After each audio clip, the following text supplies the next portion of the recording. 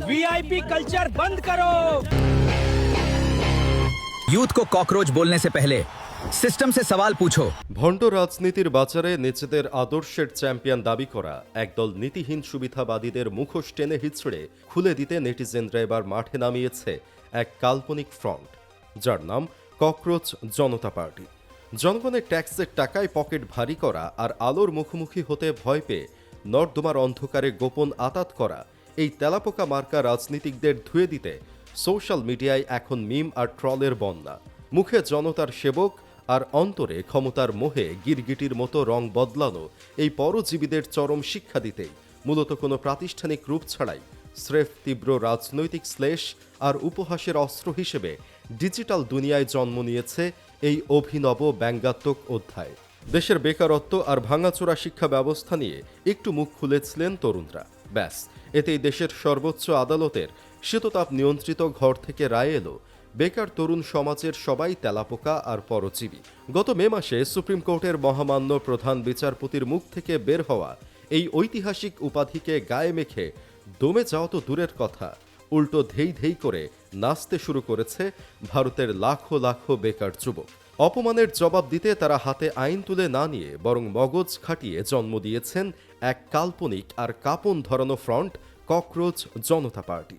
Boston ইউনিভার্সিটির ছাত্র ও আপের সাবেক সোশ্যাল মিডিয়া ওস্তাদ অভিজিৎ দীপক গত 16ই মে যেই না এই দলের ডিজিটাল খাতা খুললেন, অমনি নেট দুনিয়ায় সেলিব্রেট করল তেলাপোকা দিবস। ম্যায় ভি ককরোচ হ্যাশট্যাগে ছেয়ে গেল পুরো ইন্টারনেট জগৎ। বড় বড় বাঘা বাঘা রাজনৈতিক দল যেখানে কোটি কোটি টাকার বিনিময়ে বুথ ফেরত কর্মী খাটিয়েও ফলোয়ার পায় না, সেখানে এই ককরোচ পার্টি মাত্র 5 দিনেই ইনস্টাগ্রামে 1 কোটি ফলোয়ারের মাইল ফলক ছুঁয়ে শাসক দল বিজেপিকে বুড়ো আঙুল দেখিয়ে দিয়েছে। বর্তমানে 22 মিলিয়নেরও বেশি ডিজিটাল তেলাপোকা বিনা বেতনভুক্ত দলের আইটি সেল সামলাচ্ছেন একাধারে।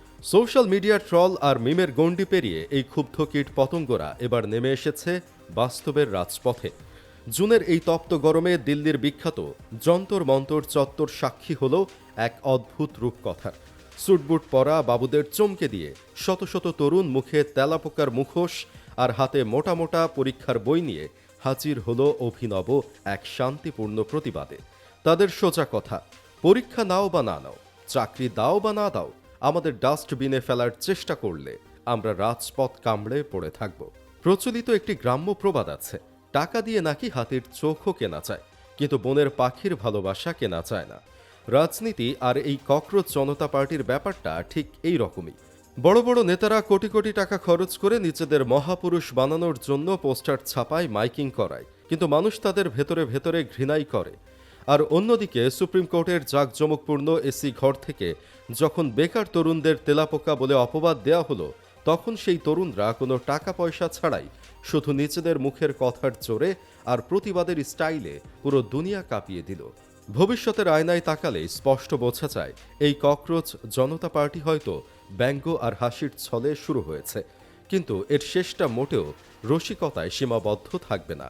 টাকার জোরে সিংহাসনে বসা নেতারা যাকে স্রেফ ডিজিটাল ট্রল ভেবে হাওয়ায় উড়িয়ে দিচ্ছেন, সেই তেলাপোকার ডানার ছাপটা আগামী নির্বাচনে বড় বড় রাজনৈতিক দলগুলোর রাতের ঘুম হারাম করে দিতে পারে। গ্রামের সেই নিঃস্ব অথচ একরোখা ছেলের মতোই এই তরুণ সমাজ যদি একবার ব্যঙ্গকে ভোটের বাক্সে প্রতিবাদের হাতিয়ার বানিয়ে ফেলে, তবে কোটি কোটি টাকার বিজ্ঞাপনী চমক তাসের ঘরের মতো ভেঙে পড়বে।